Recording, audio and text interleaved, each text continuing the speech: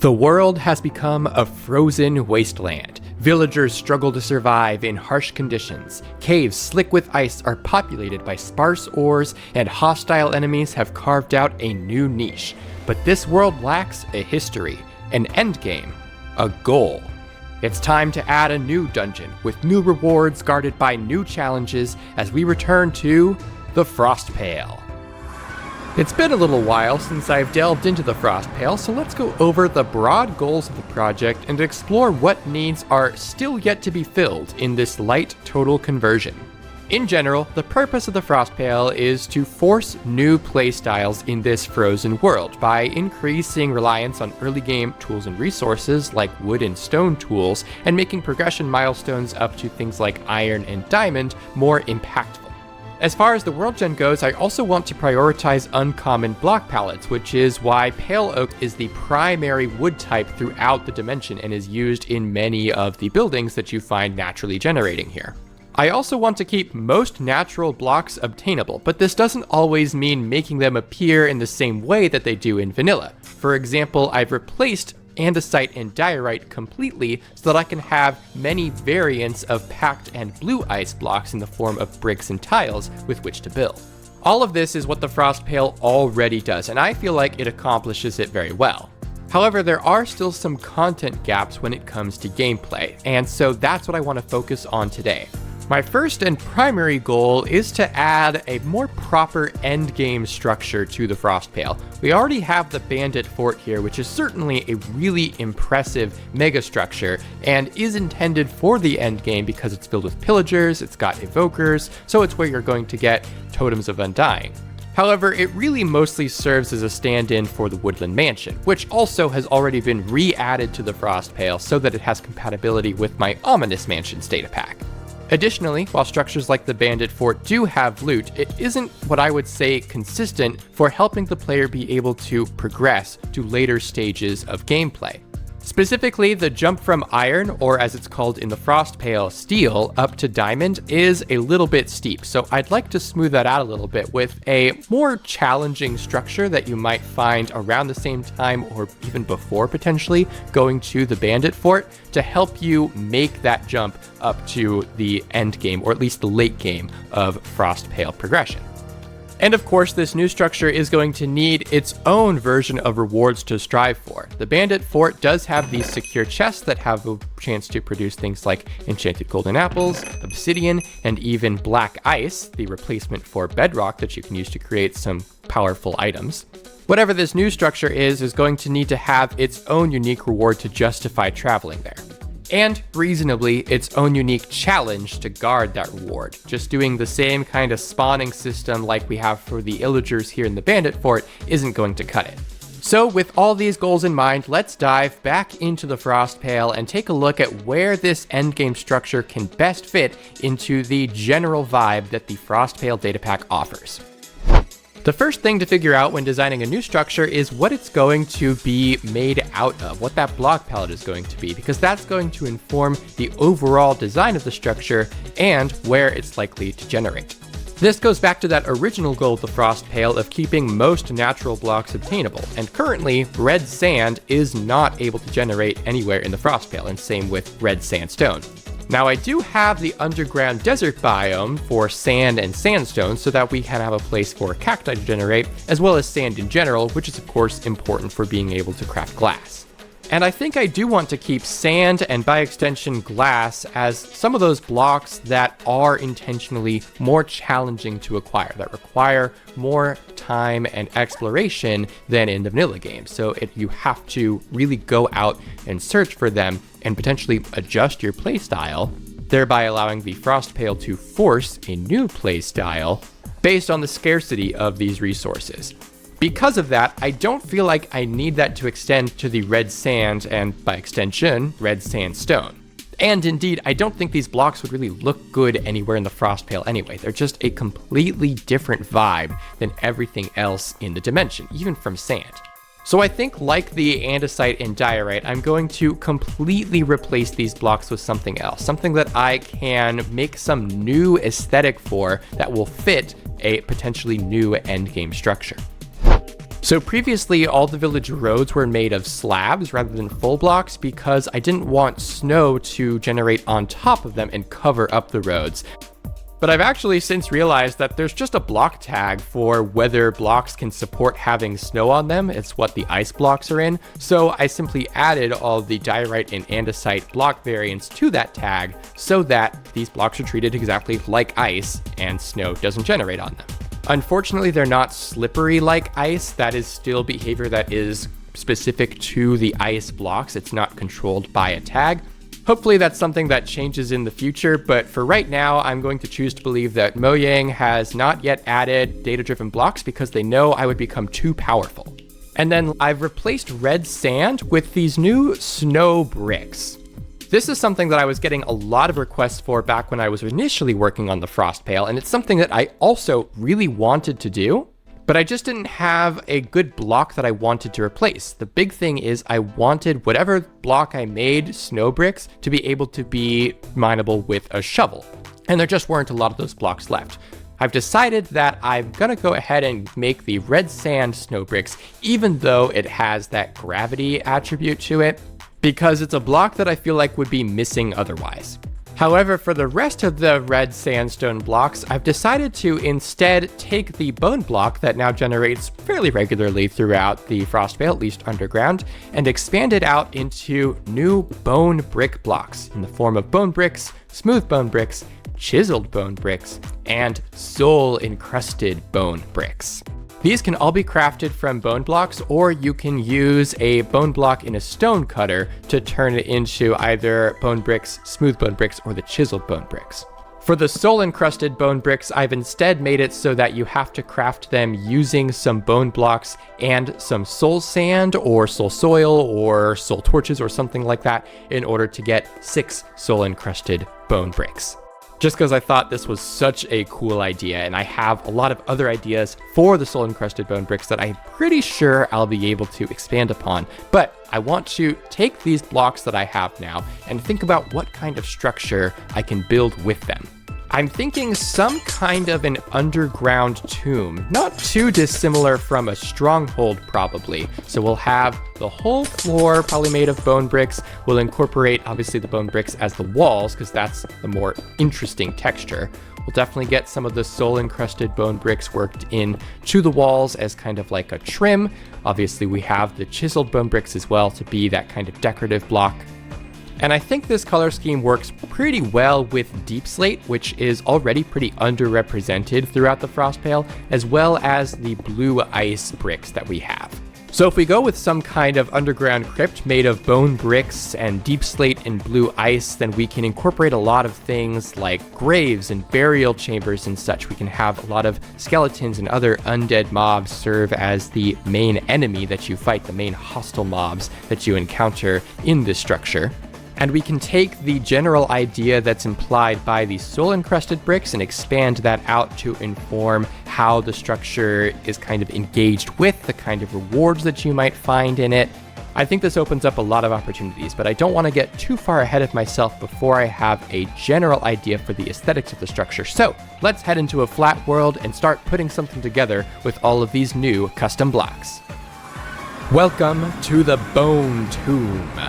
I've set the time to night because since these blocks are pretty white, they shine really brightly with my shaders and I don't want to completely blind you. Once we get into the interior rooms and stuff, we shouldn't need that, but especially for this surface part, it would just be way too much. Now, of course, yes, I did just say that there is a surface part. I decided after several attempts, believe me, that the underground idea just wasn't really working. I didn't like that I was basically just rehashing a lot of the same things from my Biome Stronghold series as far as structural design, and I didn't like the general concept and vibe that I was going with aesthetically to extend that out into the hallways. So I decided to basically start from scratch, at least as far as the starting structure is concerned, and make it a surface structure that is going to then extend underground. So the starting piece is this nice big kind of depressed burial area. We've got these pillars and these platforms up here on top, a little bridge over to this middle area where there isn't really anything. And then we actually have a mausoleum here, which is technically a separate piece purely for organizational purposes. that is your entrance down into the lower burial chamber area. Each of these little arches here is going to have a potential to generate a hallway that will then go into an adjoining room, again, mostly underground. And then finally we have this central kind of cubby here in the middle, underneath that middle platform, which will have a staircase down into the main room. For now, I'll probably refer to it as a boss room, but I don't know if I'll actually make a proper boss for this structure. I don't necessarily want a boss fight to be the main goal for this structure in the end game of the Frostpale, but I do want some kind of a challenge, so boss room is kind of the easiest shorthand for that. You'll see I've incorporated the soul-encrusted bone bricks into the trim of the entire structure, as well as below the columns here that make up the arches, but I also have soul fire on top of them. Similar to the way that I can make snow unable to generate on top of diorite and andesite, or rather packed ice bricks and blue ice bricks, by placing those blocks in a block tag, I can do the same to the soul-encrusted bone bricks, which are actually cut red sandstone, and put them into a tag along with soul soil and soul sand to make them able to generate soul fire. Which obviously, I mean, you can tell immediately fits so well with the color scheme that we've got going on for the bone tomb. I'm handling the jigsaws for the starting piece in a similar fashion to my biome strongholds by using a complex system or something like it. So the jigsaws get placed first, and then the starting structure gets placed on top of it so that I can have all of the jigsaw connections be semi-randomized based on which of the jigsaw sets, which of these versions gets selected, without having to have a copy of the same build for each of them. And the way that those connections actually generate is really interesting, I think. So obviously you can tell here that all of these archways, minus that one of course, in the actual build do not extend all the way to the exterior of the structure. There's a couple of blocks between where the archway begins and where the bounding box of the structure is, which determines where the jigsaw blocks can actually generate new pieces. So normally, this jigsaw block right here, if it were to generate one of the hallways that I'll get to in a second, it wouldn't actually physically connect to the interior kind of hallway over here because there's a wall in the way. So I'm using what I'm calling a slice system. Basically, for all those jigsaw blocks over there that I want to generate a connection, one of these hallways here that will lead to one of those rooms, the jigsaw block in front of it will always generate one of these three slices to replace the blocks in the build itself so that there's an actual opening. One of them is a proper, completely full opening. One of them is some iron bars, so that you can at least tell that you're supposed to get through here, but you'll need to actually break the iron bars to do so. And one of them is blocked by snow bricks for much the same reason, but also just because I wanted to actually incorporate the snow bricks since they're a new block with this update.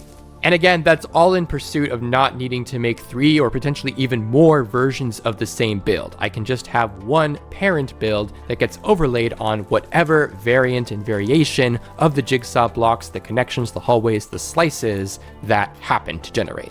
The hallways continue the same visual motif as we have from the starting structure. We still want it to feel kind of like a crypt or a mausoleum or something like that, and so we have more of these archways lining the walls here, though these ones are smaller. We also maintained the packed ice tile slabs through the hallways, though we may not extend those into all the rooms, because of course we do want valid spaces for mobs to spawn on. I also really like the way that the blue ice bricks are integrated into the ceiling here. It's semi-subtle, but they kind of look like bones, and they add just a little bit more color variety, or even potentially add to it if you consider it close to the blue of the souls and soul fire, without being too similar to something like the village houses. Now you may notice all throughout these hallways, as well as especially in the complex pieces for the starting structure, all of these extra jigsaw blocks that are lining the walls, particularly in front of these arches here. I'm a big fan of adding life to my structures by having some random variation for even small details like this, just so that every structure that you visit is ever so subtly different from one another and doesn't feel quite so, for lack of a better word, scripted. So I've set up some jigsaw blocks where I expect they'll probably go so I can generate some of those decorative pieces, or rather build those decorative pieces to have those jigsaw blocks generate. I'm thinking we'll have 3 or 4 versions of these 3 wide arches, as well as 3 or 4 for the 2 wide arches, and probably gonna handle having some like decorated pots, maybe some skeleton skulls, kind of mixed all throughout the floors here, separate and independent from the archways, just to make the floor feel a little bit more dirty, but also intentional. So let's get those decorative pieces built. I feel like we're probably in a position that we can be safely in daytime. I don't expect to be like way over on the top of the starting structure a lot anymore. So hopefully this doesn't totally blind you guys. So like I explained, we have 4 different versions of the 2 wide archway, of the 3 wide archway, and I've also made 3 different decorated pots, as well as a skeleton skull. Most of the archways are pretty self-explanatory. We've got some simple decorative ones that have flowers or candles or fire or something, a couple that have some loot chests in the form of burial barrels and burial chests that kind of look like coffins with the trapdoors over them. These will have loot tables that we'll figure out as the rest of the structure kind of comes to life so that we can theme it and balance it appropriately. And then I also have 1 variant for each that is filled with snow bricks, and I actually have an interesting idea with this. I haven't quite decided how I want to handle the threat in this structure yet. I don't know, and I think I've decided I don't want natural mob spawning. I just don't think that's very interesting. That's the whole reason why I did my biome strongholds videos. But like I said, I don't want to just rehash the spawning behavior from the bandit fort, at least not entirely or in the exact same way. However, I think regardless of whatever I do end up deciding there, I would like for these snow brick kind of wall, archway things, whatever you want to call them, to have a marker inside of them that has a chance to spawn an enemy, probably like a stray, and remove the snow bricks as kind of like a surprise. So it's going to be a spawn point kind of like in the bandit fort, but it's not going to be a respawnable type of thing. It'll be a one-time kind of jump out surprise. I think that'll just make exploring, especially the hallways, feel just a little bit more interesting and exciting and dangerous without just inundating the player with potentially a whole bunch of spawns. Or making it so players can't repurpose the structure into a home if they like after they've cleared it out. The pots, just like the barrels and chests, are going to have their loot tables determined once we get further along in the process, but I do think I'll probably have a different loot table for each symbol, and will adjust the weights for which symbol pot actually generates. I've also made it so that the jigsaw blocks that generate all these pot jigsaw structures are rollable, which means that they will have a random rotation rather than always facing the same way. I've done the same for the skeleton skull over here that I think I'll have decorating a lot of the floor of the structure, but I've gone one step further. I'm going to use a processor to apply a random rotation to the skull block itself, since skulls can be generated on 8 axes, not just 4.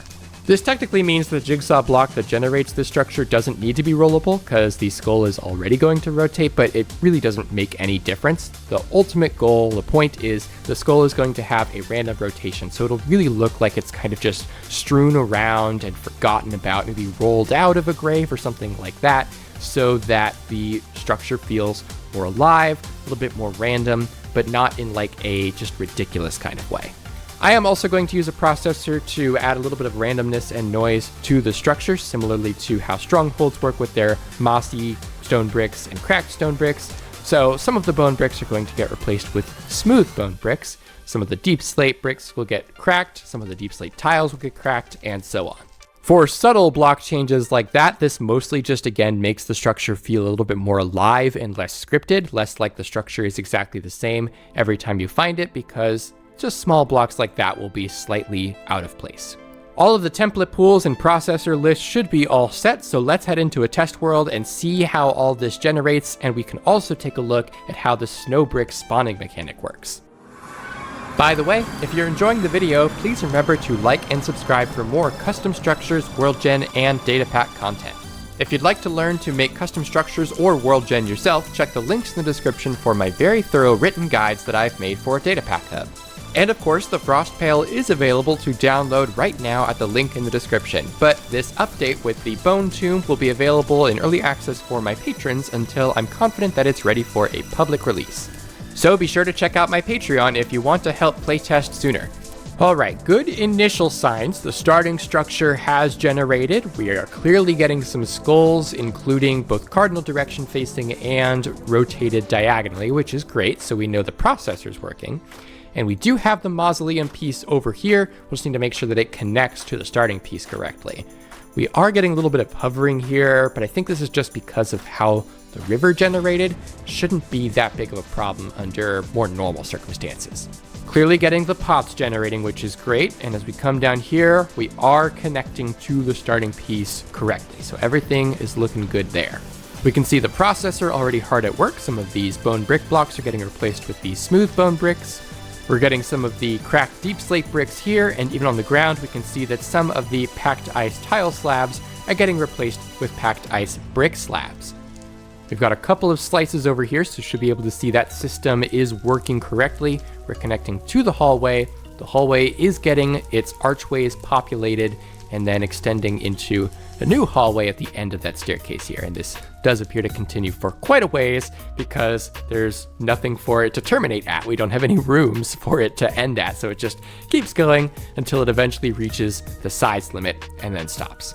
Once we have rooms to act as terminators for those chains, then we shouldn't have the structure extend quite that large. In fact, this is probably going to be a fairly small structure, which is all the more reason we need to make sure that challenge is sufficient.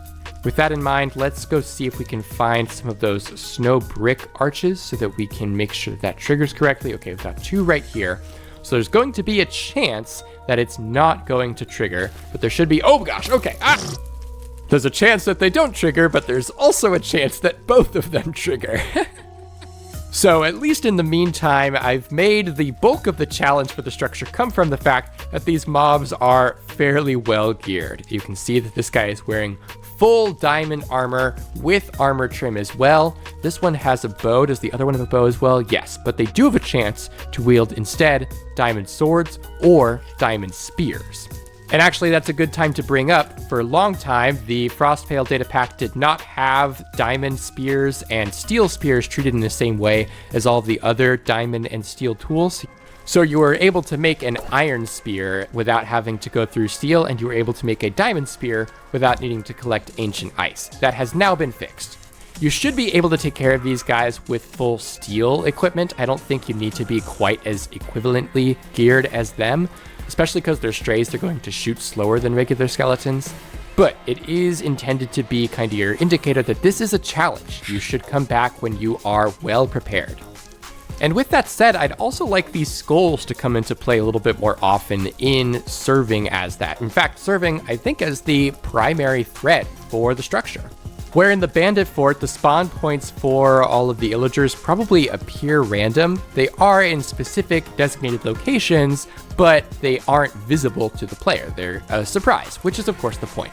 These are also going to be a surprise, but I think it would be really awesome if the spawn points for more strays throughout the Bone Tomb were these skulls. So each skull, just like these snow brick walls, would have a chance to generate and spawn a stray and remove the skull in the process. While I'm at it, I do have some bugs to fix. The resin clumps that generate on the sides of these fallen trees clearly don't generate correctly. They're supposed to place like this, so I'll need to modify my place on log decorator for these tree types for sure. I've also come to the determination that especially iron, but also copper with the introduction of copper tools, probably generate a little bit too commonly higher up in the world. I think I'm going to redistribute these ores, potentially use a completely different number provider for their height range so that they're a little bit more, not necessarily scarce. I don't want it to be hard to find these resources because they are still important and there already is an added difficulty of being able to smelt them until you find a village. But just making it so that the player isn't quite so easily totally inundated with these resources that are so necessary for progression, so that we can make that progression feel more impactful. By that same token, ores that are deep underground are also probably way too common, especially for the fact that they just don't look quite as good in the much brighter caves that are created by the blue ice here as they would in Deep Slate that is necessarily darker and so conceals a lot of the ores. But I mean, even just look at this. We've got what looks like potentially 2 or 3 different gold ore veins right in a row. We've got tons of these veins of redstone all nearby each other. This is just far too much. It doesn't look good, and it's way too nice. It's way too many resources to give to the player. I also don't love how scattered all these bone blocks and coal ores are for the pseudo fossil ores that I have here. I think I'm going to make them less common in the same kind of vein that all the other ores are being reduced in frequency, but also just make them not spread out quite so much so that you can tell they're all part of the same thing. These are all like super duper nitpicky, I think, but they're relatively easy changes to make in Worldgen. Okay, we're back in the exact same location, but with all those Worldgen changes implemented, and this is already looking dramatically better. There still are a lot of ores, or at least they're easy to spot, and that's basically not going to be able to be done away with, just again, due to the color of the blue ice and the way that it affects visibility in these lower caves. But we can tell that while redstone is still quite common, we don't have just these huge veins of them that are spreading over multiple tens of blocks. Same with the gold as well. We've got this little clump of gold ore that's still right here, but there isn't any over here. And instead we have these calcite ore blobs that have actually made a little bit larger in addition to slightly more common, because I do want this block to be just a little bit more accessible than it was. And I really like the way that it breaks up the coloration down here, especially lower in the world. If we come back up to these mountains, we are still going to see that ores like iron and copper do still generate up here, but they're much better distributed. They're not evenly distributed uniformly across the entire upper section of the world. They're distributed trapezoidally, so they're generally going to be more common higher up in the world where terrain doesn't actually generate, more similar to how vanilla works. And as you get lower in the world, they kind of taper off until they pick back up actually underground. I'll admit that this is actually what I thought I had done initially, but I actually wasn't using that trapezoid number provider previously like vanilla Minecraft does. I was using uniform for all of these ores, and so that's why we're getting just so much, especially high up in the world, before the terrain tapers off. And actually, while I'm up here too, we can see if we can spot any of those resin clumps that are generating correctly now.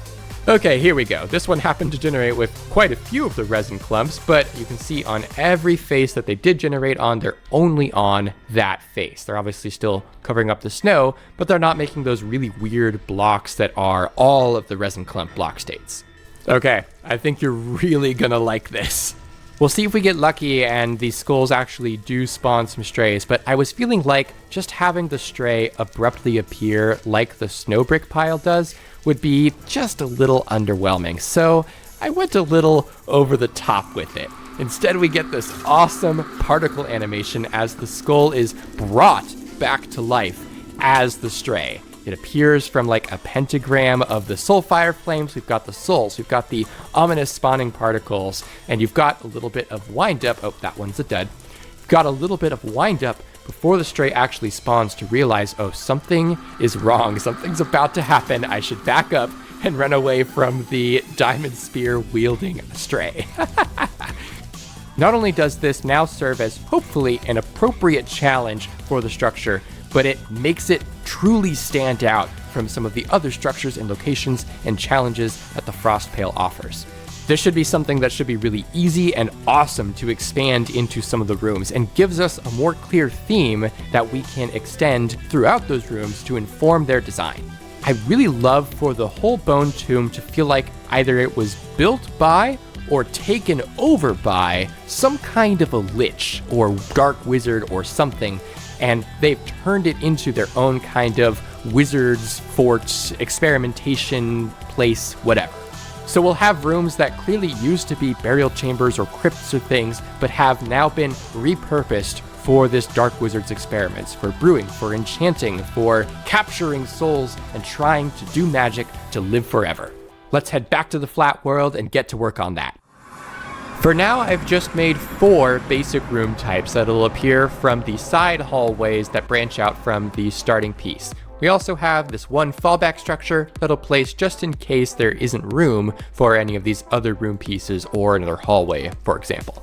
Like I said, the idea for these rooms is to look like they used to be pretty standard crypt or burial rooms that the Dark Wizard or Lich or whatever has just taken over and turned into whatever he wants. So this first room might initially look fairly plain. We still have all of the archways, we've got the jigsaw blocks that'll handle that archway filler so that we have a little bit of randomness in there. And then we also have the kind of blue ice ribs or bone kind of shape motif up in the ceiling.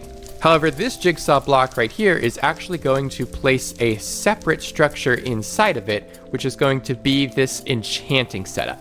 I've done it this way to add just that tiny bit of extra randomness, again, just to make the structure feel a little bit more alive. So this way, the jigsaw block that's in there is going to randomly select between connecting to this jigsaw block in the enchanting structure or this jigsaw block. So sometimes it's going to be flipped without me having to make a completely separate version of the room that is flipped.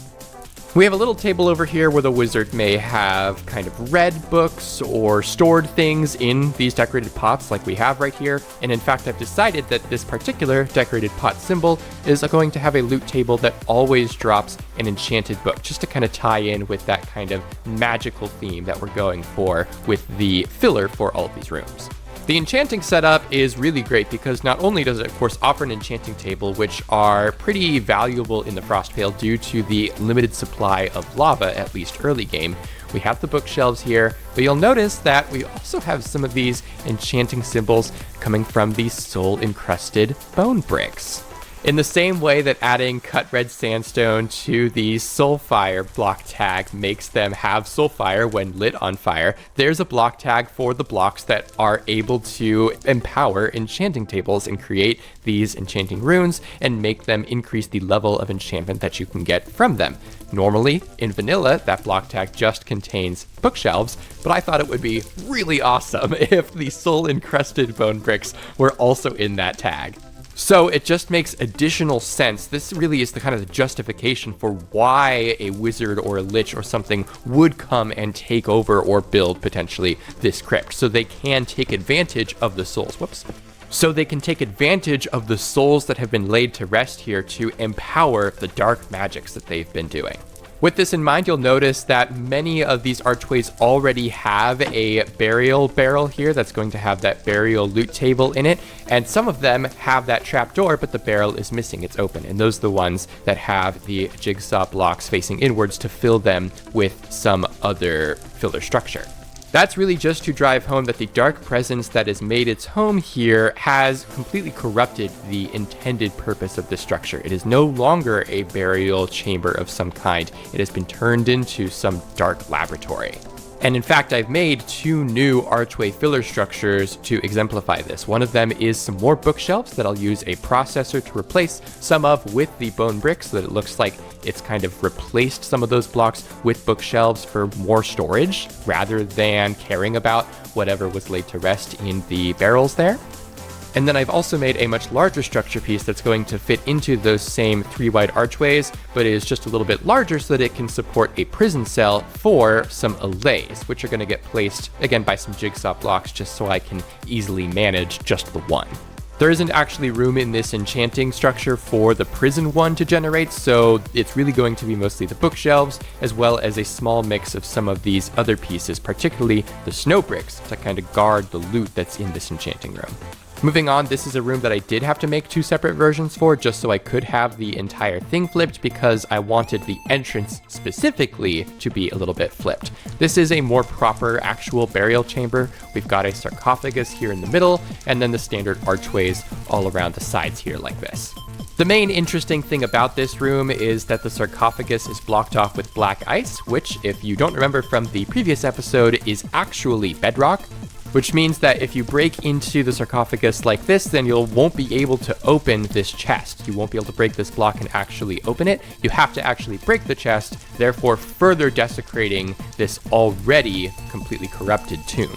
And there's also some ancient ice here, which is an important block for progression because I've made it so that it's required for all of the diamond armor and tools and weapons and things in order to craft them.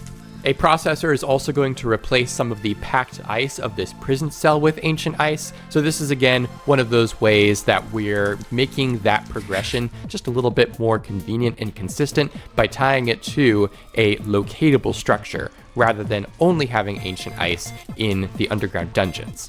And then this big dome room is what I'm calling the Lich's Den. The idea is that this is where the Lich might have lived when it was actually living in the structure, or where maybe it ran most of its experiments, did most of its magic, and you can still see kind of the remnants of that here in the middle. All of these jigsaw blocks here in the middle do not generate pots. They either have a chance to generate those skulls to spawn strays, or are guaranteed to have skulls that have a chance to spawn strays. Specifically, I think it's 2 and 2, yeah. So that one has a chance, that one's guaranteed, and that one has a chance. Okay, cool. The other cool thing about this room is it's the only one that features some corner archways like this, and so I've made specific separate archway piece variants for those corners. I don't need these rooms to be particularly sophisticated because they aren't the kind of core of the structure. Most of that, frankly, is the starting structure, and also the boss rooms that will generate later that are going to have more intricate and interesting designs and, frankly, loot. However, it is important to me that they all get across that general vibe that this structure, whatever it used to be, is now the home of some kind of an evil presence. Let's head back to the test world and make sure that they're all generating and connecting to those hallways correctly, and we're not getting any more of those infinite hallways like we were. All right, let's come on down these stairs and we'll see what these slices have to offer for us. Looks like this one over here is wide open and we can step in, and I think it connects pretty much directly into one of the enchanting rooms, which is awesome. We can see that it has selected the backside jigsaw because the enchanting setup is on the left, table's on the right, and all of our trap doors with the barrels are generating correctly. So we can see there are trap doors here where barrels may used to have been, but the dark wizard whatever has just placed bricks in their place because it didn't care and didn't need them, and so it filled in these library pieces instead. We got really lucky and got pretty much all bookshelf pieces, but you can see that they're all slightly different in the configuration that the bookshelves are in, so the processor's working fine. Normally you would get some kind of a mix of snow bricks and stuff, or at least I would expect so I'll probably need to go back and double check the weights and make sure that that's actually the way that I am wanting it to generate. We do have some skulls on the ground here, so I'm going to really quickly just make sure that they do have their markers right, but since they're being placed by those jigsaw blocks, there's no reason to expect that they wouldn't work the same way as the ones out there. Let's fly on back over here and see what's down this slice. We've got some iron bars blocking the way into what looks like a regular hallway, and then that leads us into a Lich's Den. And it looks like, again, we have almost all snow brick pieces here, but those snow brick corner pieces are generating just fine, as are the bookshelf pieces here. And we can see here very clearly we did get the guaranteed skulls in the corners of this middle section here where we expected them, but it looks like the other two that had a chance to have skulls ended up selecting to not generate skulls. I've also started implementing some of the loot here. It's not too crazy. You do get some steel weapons and tools in some chests. We've got an assortment of bones and bone blocks, which I think is nice. And we've also got a lot of food here. This was an intentional choice because, if you don't recall from the first Frostpale video, I very intentionally made it so that food is not able to stack, at least efficient foods aren't. So when you're in a dangerous high-powered dungeon like this, I figured having a nice mix of food that you can grab and add to your inventory because your inventory space is so limited might be nice to have. Let's fly on over here and see what we've got. Looks like just another enchanting room. Not terribly surprising, since there are only 4 different room types. We would reasonably expect that there's going to be some overlap from time to time. But this one has a much more normal spread of some of these bookshelf pieces and the snow brick pieces. Looks like it's also flipped, so it selected the front jigsaw block instead of the back to connect to. So it does look just that little bit of extra different from the first enchanting room that we looked at earlier. These rooms are looking pretty nice to me, so I think it's about time to head down and start working on those boss rooms that are going to be reached via the staircase that will exist inside the central platform. My goal for these boss rooms is to make them each just a little bit different from one another. Try not to be too derivative of myself, either from between each of the different boss rooms or across all the previous rooms that we've already made. So this one I'm calling the Colonnade. I've gone ahead and built the spiral staircase that's going to connect to that starting structure directly into the structure piece. We can go ahead and dive down on in here and take a look at how the structure is laid out. Now again, although I don't want to be too derivative of myself necessarily, we do still want to keep the theming in mind. So we still obviously have all of the archways here, including some of those corner archways. This room is obviously just much larger and far more open. At least it currently is. The jigsaw blocks on the ground inside the colonnade are always going to generate one of these column pieces, as I'm calling them, which are going to fill up the room and make it look like there are these huge kind of pillars emerging from the ground. The one in the middle of the room is always going to generate one of these wider pillars that has a soul fire on top of it, and then all four of the other ones are going to generate these smaller and generally shorter pillars, only one of which is filled with entirely soul fire because otherwise I didn't think it looked very interesting. These are going to play into my intended challenge for all of the rooms, but particularly this one. I want, if not every boss room to have a different challenge, than for there to be multiple types of challenges that will work in any of the boss rooms. Haven't quite decided yet, but at the very least, for this one, the challenge that I have in mind is some kind of a hide and seek type of situation. I'm thinking when you enter the room, some kind of boon or something is going to spawn on top of the central pillar where the soul fire is. You're going to have to get up close to it, perhaps even attack it, hit it, interact with it somehow, and then it will teleport away somewhere else in the colonnade, probably on top of one of these other columns, which is why I have these markers here as indicated by the green particles. You'll have to chase it around the room 5 or 6 times until you eventually complete the challenge and get the boon, whatever that is. Of course, as you are chasing it around, you'll have to be cautious and deal with some of the strays that spawn from the skulls on the ground or the snow bricks in the walls. I'm hoping that this structure and the general design of it is going to suit that challenge very well, but we aren't really going to know until we have that challenge developed. So let's head into Blockbench and start working on what that boon is actually going to be. So this is the model that I've created for what I'm calling the Phylactery. My thinking is that this is the soul of, or part of the soul of, the ancient wizard or lich that took up refuge in the Bone Tomb, and at this point this is either all that's left of him or what was left behind. I want this to both be the thing that you are chasing around, the boon, the challenge, and also the actual reward, the item that it drops when you defeat it or find it. I've got an animated soul in the liquid there. You may not be able to tell super well, but the real important part is that I want to bring this to life and have this physically be the thing that you chase around by using the Blockbench plugin Animated Java.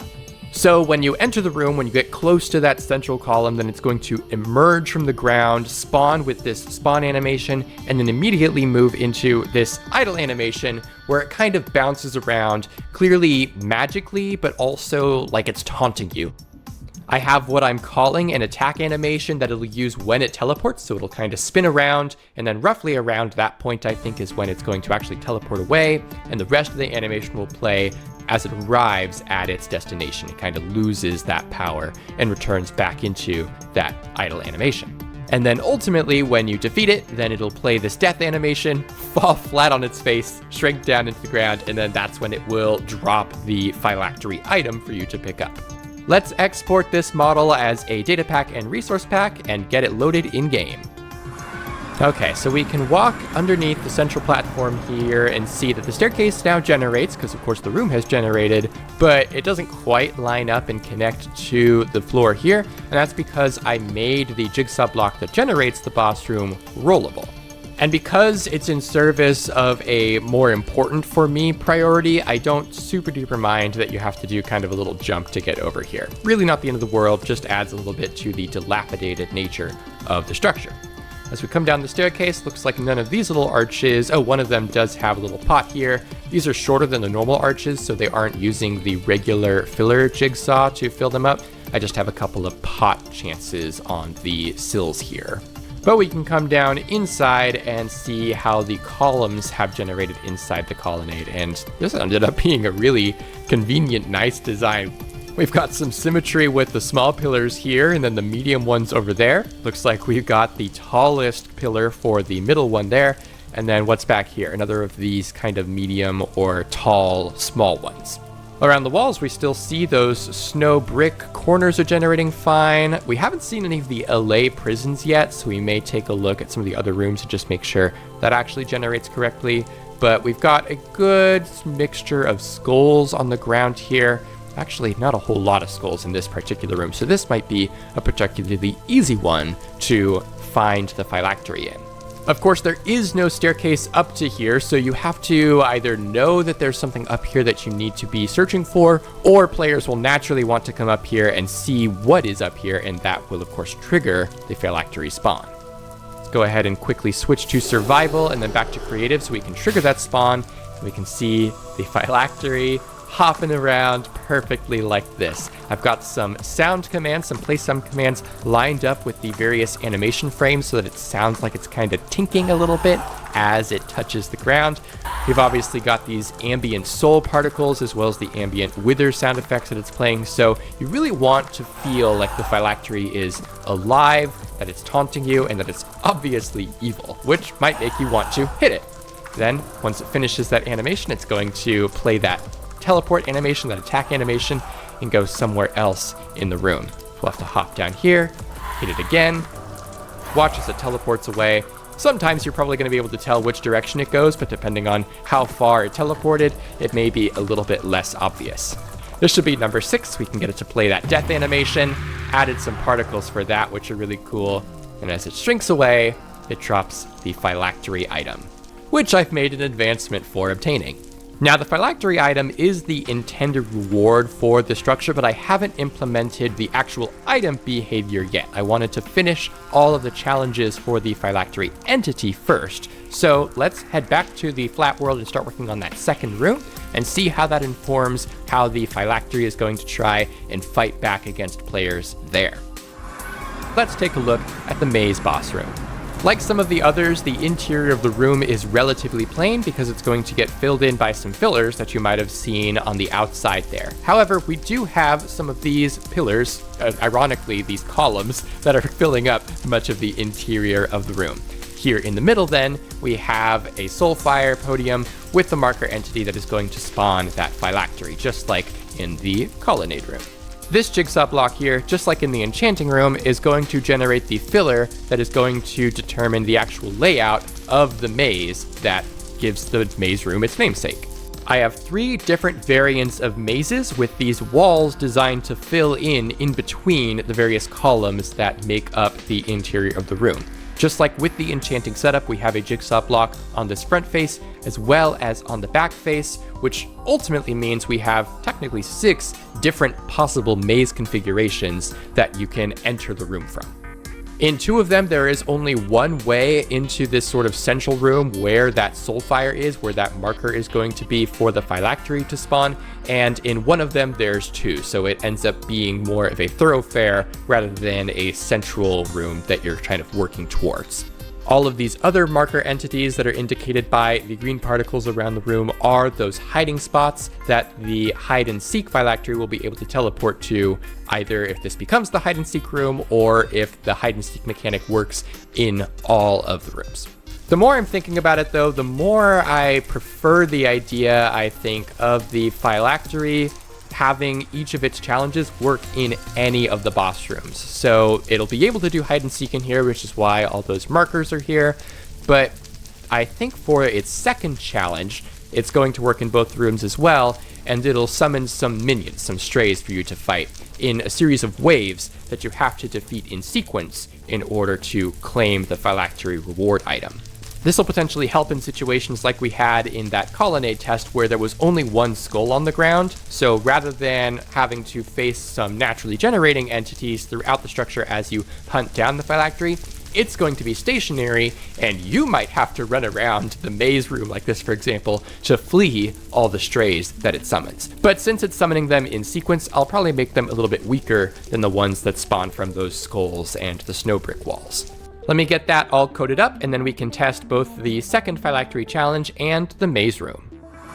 Once again, the staircase did not line up directly with the floor here, but once again, I don't care. Let's go down into this room and see if it is a maze. Yes, it is. Excellent. I'll probably just walk through here real quick and make sure that it is a logical maze and an interesting maze to reach the middle, and then we'll see if the Phylactery happens to be the new Summon Minions type. Walking through here, things look pretty nice. We get our first glimpse of the Allay prison, but it looks like we got pretty unlucky and didn't get any of the ancient ice for the walls there. And we also only got one Allay instead of the potential maximum of 3. We've reached the central Phylactery room. Let's go ahead and switch to survival briefly once again and see if we get that Summon Minions type. And right away it starts to summon some minions, so yep, that's very clearly what we got. Looks like it is able to reach to the walls and spawn them kind of in the walls. But obviously if we were in survival mode, they would instantly aggro on us and kind of hop down. So don't think that's too big of a problem. I do want to keep it so it is able to reach relatively wide, just in case some of the other rooms, or even something like the Colonnade, which is already pretty wide, it's able to kind of cover the whole room in strays. You'll notice I'm not able to hit or interact with the Phylactery. It doesn't have an interaction hitbox like the hide and seek Phylactery does. This is a totally different challenge. It's just gonna stay there while I deal with all these strays. These strays do still have a chance to have either bows, diamond swords, or diamond spears, but as you can tell, they're only wearing the diamond helmets, and that's just to help protect them just in case they somehow make their way up to the surface and don't catch on fire. But they should also just be immune to fire so that they don't walk into any soul fire that might be on the ground. Take care of all these and see if it spawns the next wave of strays for us to fight. We have to get close again to kind of trigger it. Here we go. Very nice. So yeah, you have to fight 3 waves of these 4 medium-powered strays. The fact that there's 4 of them at the same time is the intended challenge of them, but obviously they're still wielding potentially diamond weapons, so they will hit hard, the diamond spear-wielding ones in particular. Oh, looks like that last one died, so we have completed all the waves. The Phylactery once again drops its Phylactery item. Obviously, the room layout is going to be a big deciding factor in how easy or difficult this particular Phylactery challenge is. In something like this, where the walls are nice and close, the strays might take a little bit of chip damage right away before they start aggroing on you. Though I think I might give them a few seconds of resistance just to mitigate that some. Whereas in something like the Colonnade, they might spread out far and wide, which may help you be able to pick them off one by one, but may also make them more difficult to find or easier to gang up on you. I have also started implementing the behavior for the Phylactery. You may notice that I'm holding 2 of them right now, so they are stackable, but if I deal myself 20 damage right here, then I'm going to get fully restored like a Totem of Undying. We get the Totem of Undying animation. My health goes back to full, but full health might look a little smaller than it normally does. By using a Phylactery to cheat death, you end up giving yourself a curse. This curse takes away 2 of your hearts, leaving you with only 16 health instead of the normal 20. So, a little bit worse than a Totem of Undying, potentially a little bit better because you can stack them, but obviously comes with that pretty noticeable downside. However, there is a way to break the curse. You can either successfully die, choosing not to cheat death with the Phylactery to gain your extra 2 hearts back, or by drinking a different Phylactery, you can get those extra 2 hearts back from the soul trapped in there. You get a little bit of regeneration to help you gain that extra health back, but you'll notice you also get that bad omen effect. So it's not super crazy, but you may end up triggering a more powerful raid or ominous trial than you were expecting. This makes for, I think, a pretty interesting reward, but I realize that it probably isn't enough on its own, so I think I'll make the Phylactery drop some additional loot, just kind of like regular treasure loot that you would find from around the Bone Tomb, that high value loot items like ancient ice and stuff. But as I go and start creating the next challenge for the Phylactery, I'll start thinking about other changes I can make to that curse behavior to make it either a little bit less kind of disappointing or more exciting and valuable. This boss room I'm calling the Laboratory, and it serves as the apex of the Dark Wizard's evil experiments. We can dive on down into the staircase, which is, again, pretty much the same as all the previous room staircases, and see, once again, a relatively barren room that has a more intricate design than some of the previous ones, certainly, but ultimately is fairly empty, minus the Soulfire, where the Phylactery will spawn. I have 5 of these jigsaw blocks that are in the floor here that are going to handle some filler pieces very similar to how I've been doing several of the other rooms. But in this case, we have some more magical themed and frankly varied structure pieces to generate. We have 4 versions that are raised up a little bit on some platforms that you can access with these bone brick slabs, and then we have 4 that are depressed a little bit into the ground with some bone brick slabs. And as far as the variants are concerned, these consist of a kind of brewing situation with a jigsaw block that'll be able to generate a pot, another enchanting setup that has more of the soul-encrusted bone bricks to kind of, again, show off the enchantability that they offer, and another sarcophagus like from the burial room that has some high-value treasure loot inside. These all once again have jigsaw blocks on either side so that they can face either way, which is semi-relevant for all of them, minus the cage, which is pretty much the same regardless of which direction it generates. All of them, as you can see, have the marker for a hiding spot so that this room is compatible with the hide and seek mechanic of the Phylactery, in case that's the one that gets selected.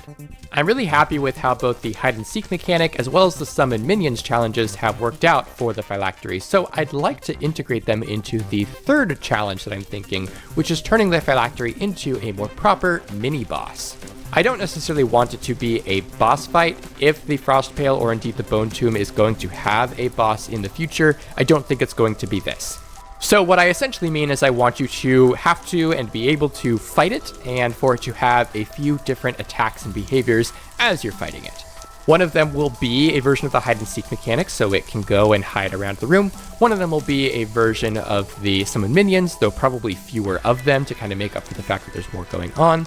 And then I'll think of some kind of a third attack, probably some kind of ranged attack that it can use to attack you as you're taking care of the minions and as you're trying to chase it around the room. I'm excited to see what I come up with, so let's head back to the Frostpale, see how everything comes together, and see what else we can do to make the Phylactery item a more interesting and worthwhile reward. Alright, this is the closest our staircase has gotten to facing the right way. That's awesome. Let's head on down and see what we've got. Alright, so we did get the laboratory, which is excellent. Looks like we have what appears to be 2, maybe 3 of the brewing stations. Might need to adjust those weights. We do have a depressed LA cage and a raised sarcophagus over here that does have 2 skeleton skulls. I like the variance that's offered by having the depressed and the raised versions, even though it's the same structure, though these two happen to face different ways. Having them at different heights just makes the room feel a little bit more interesting, lived in. I really like it a lot.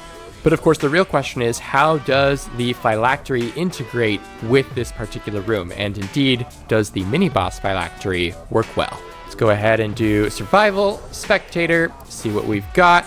So I am able to hit it, and I've made a variant so that it's able to appear to take damage. And you can see just there, it used the Death Ray attack and is now teleporting away. But as it teleported, rather than the normal hide and seek situation where it just kind of does so idly, it did some extra attacks, some shockwaves of soul fire that hurt you. Went ahead and summoned some minions now, so we have 3 strays instead of 4. And it's teleported back over here. If I were in survival mode, those soul fire waves would be dealing damage to me if I were close enough. Now, just like the regular summon minions Phylactery, it's not going to summon more minions while there are minions nearby, so it does treat them kind of like waves, but ultimately, the Phylactery is defeated by actually dealing it damage. Of course, you gotta be careful of that death ray, which it shoots when it charges up those ominous spawning particles like that. We can go ahead and attack it like this, hide behind here, even though it doesn't really matter because I'm in creative mode, and see how many hits we can get in before it tries to teleport away. So whenever it does take damage, it's going to increase the odds that it does try and teleport away, and obviously uses that as an attack in its own right, but you can damage it while it's attacking too, so you don't want to necessarily go and hide while it's charging up that death beam if you can help it. Let's see how many hits it takes to defeat. Okay, we're already done. Great. So obviously I was in creative mode. Once it finishes this teleport, it should go ahead and play that death animation, and we can get that phylactery item and all of the additional loot. Like I said, this is considered treasure loot, so in addition to some of the more generic items like bone bricks, bone blocks, and soul sand, you'll get a little bit of food, some steel ingots, and steel weapons or tools as well, and then a whole bunch of enchanted books. In this case, quite a lot of Frostwalker. That's actually really strange. I might need to check on that. That's not supposed to happen. So being in creative mode isn't necessarily the best representation of the balance, but given how many hits it took to defeat with the steel sword, I feel like if you're going in carefully, you're hiding behind walls, you're taking care of those strays in reasonable time, shouldn't be too much of a deal, especially because you have a fair amount of wind up before like the soul fire damage from the teleports. I think this serves as a really cool and exciting challenge, proper challenge, for earning a phylactery. And of course, the most important part then becomes, how good is the phylactery? Well, once again, if we go ahead and deal 20 damage, we're gonna get revived and lose those 2 hearts. But now, if we go ahead and drink the phylactery, not only do we lose our curse, we get a cool advancement, and once this text goes away, you'll see we have a total of 20 hearts. A full 40 health that you gain from lifting the curse. Now, the important thing is you don't get that effect. You don't get those extra hearts if you just drink a phylactery directly. You have to very specifically have the phylactery curse and then drink a phylactery in order to not only lift the curse, but get the true effect of that immortal soul.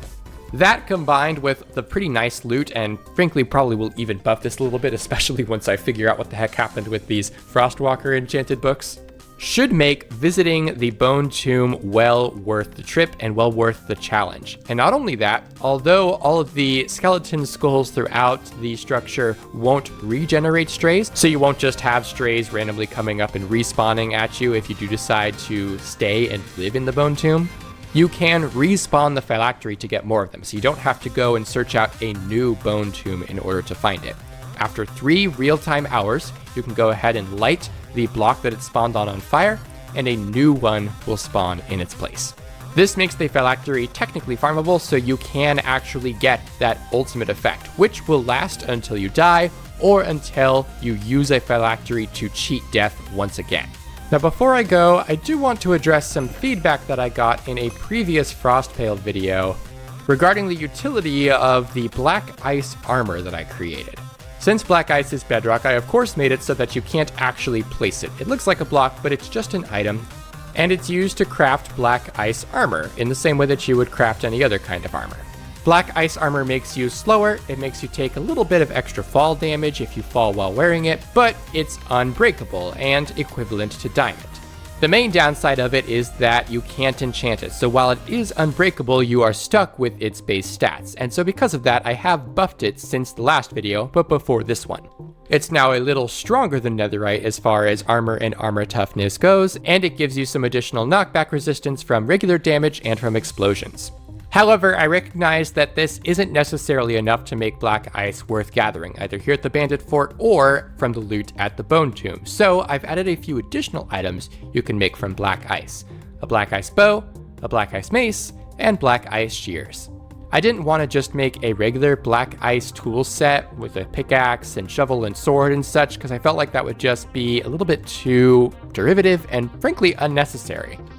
Instead, I like the idea of black ice helping to fill certain other niches. So while shears aren't necessarily the most important tool in the world, having unbreakable shears sounds pretty good, especially if you're making some kind of an automatic sheep or wool farm. Additionally, while you still need a heavy core to craft the black ice mace, you now have access to an unbreakable mace that is a little bit more powerful than a regular mace to make up for the fact that once again, you cannot enchant it. And same for the bow. I've given it a hidden custom enchantment that makes it deal more damage than a regular bow would. So even though you can't give it power or infinity, it's kind of like it already has power built in and, once again, is unbreakable. This will hopefully make black ice feel a little bit nicer to get as loot, especially given how rare it is. Remember to like and subscribe for more custom structures, world gen, and data pack content. If you'd like to support the channel and participate in NPC fights at the end of every video like this one, please consider joining my Patreon. Congratulations to today's winner, Ithnan the Mage, and Thanks for watching!